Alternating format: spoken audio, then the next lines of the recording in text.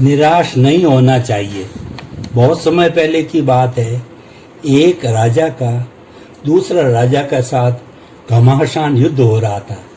देखते ही देखते उस राजा को तथा उसकी सेना को शत्रु सेना ने पराजित कर दिया। इससे इस राजा की सारी धन संपत्ति नष्ट हो गई तथा सभी संगी साथी बिछुड़ गए।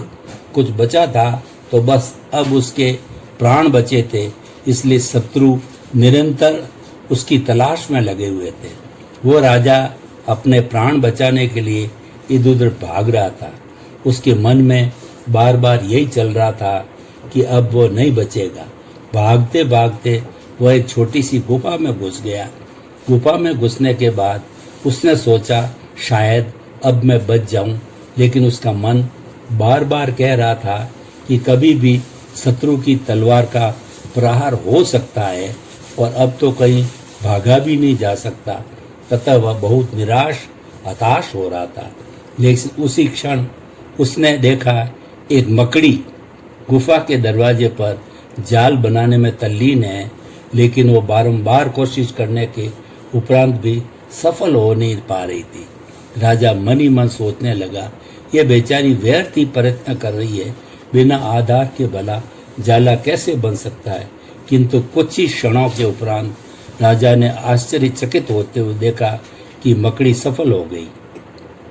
मकड़ी का एक छोटा सा तंतु धागा गुफा के मुख पर अटक ही गया है और बस फिर क्या था, देखते ही देखते पल भर में ही मकड़ी ने गुफा के पूरे मुंह पर जाला बना दिया।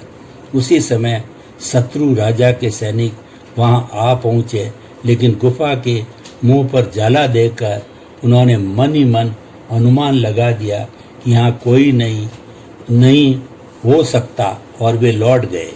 सिर पर मंडरा रही मौत तो वापस चली गई, लेकिन राजा के मन में एक अत्यंत गंभीर विचार ने जन्म लिया।